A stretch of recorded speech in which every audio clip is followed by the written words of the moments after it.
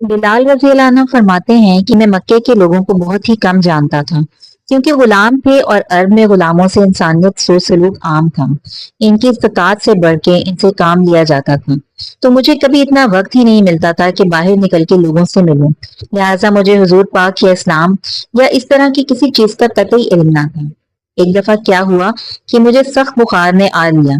सख्त जाड़े का मौसम था और इंतहाई ठंड और बुखार ने मुझे कमजोर करके रख दिया। लिहाजा मैंने लिहाफ ओढ़ा और लेट गया। इधर मेरा मालिक जो ये देखने आया कि मैं जौ पीस रहा हूँ या नहीं, वो मुझे लिहाफ ओढ़ के लेटा देख के आग बबूला हो गया। इसने लिहाफ उतारा और सजा के तौर पे मेरी कमीज भी उतरवा दी और मुझे खुले सेहन में दरवाजे के बाहर बिठा दिया कि यहाँ बैठ के जौ पीस। अब सख्त सर्दी, ऊपर से बुखार और इतनी मुशक्कत वाला काम, मैं रोता जाता था और जौ पीसता जाता था। कुछ ही देर में दरवाजे पर दस्तक हुई। मैंने अंदर आने की इजाजत दी तो एक निहायत मतीन और पुरनूर चेहरे वाला शख्स अंदर दाखिल हुआ और पूछा कि जवान क्यों रोते हो। जवाब में मैंने कहा कि जाओ अपना काम करो, तुम्हें इससे क्या, मैं जिस वजह से भी रहूं, यहाँ पूछने वाले बहुत हैं लेकिन मदावा कोई नहीं करता। किस्सा मुख्तसर के बिलाल ने हुजूर सल्लल्लाहु अलैहि वसल्लम को काफी सख्त जुमले कहे। हुजूर सल्लल्लाहु अलैहि वसल्लम ये जुमले सुनकर चल पड़े। जब चल पड़े तो बिलाल ने कहा कि बस, मैं ना कहता था कि पूछते सब हैं मदावा कोई नहीं करता। हुजूर ये सुनकर भी चलते रहे।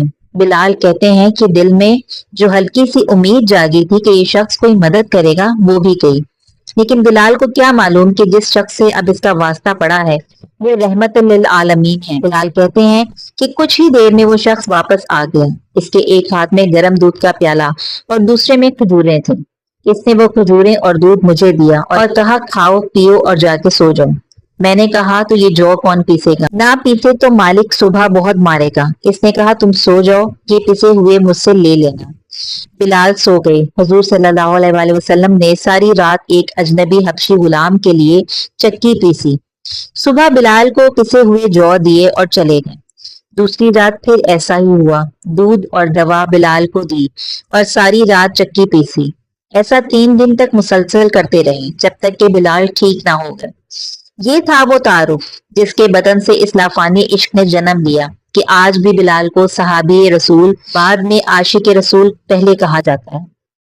हुजूर के विसाल के बाद अजान देना बंद कर दी, क्योंकि जब अजान में अशहदु अन्ना मोहम्मद रसूलुल्लाह तक पहुंचते तो हुजूर की याद में हिचकियां बन जाती थीं और ज़ारो कतार रोने लगते थे। इसार और अखुवत का ये जज्बा इतना ताकतवर है। अल्लाह हम सबको अमल की तौफीक अता फरमाए, आमीन। दोस्तों, चलते चलते हमेशा की तरह वही एक आखिरी बात अर्ज करती चलूं कि अगर कभी कोई वीडियो कॉल, वाकया या कहानी या तहरीर वगैरह अच्छी लग जाए तो मुताले के बाद या सुनने के बाद थोड़ी सी जहमत फरमाकर अपने दोस्तों से भी शेयर कर लिया कीजिए। यकीन कीजिए कि इसमें आपका बमुश्किल एक लम्हा सर्फ होगा, लेकिन हो सकता है इस एक लम्हे की उठाई हुई तकलीफ से आपकी शेयर करदा तहरीर या कोई वीडियो हजारों लोगों के लिए सबक आमूज साबित हो।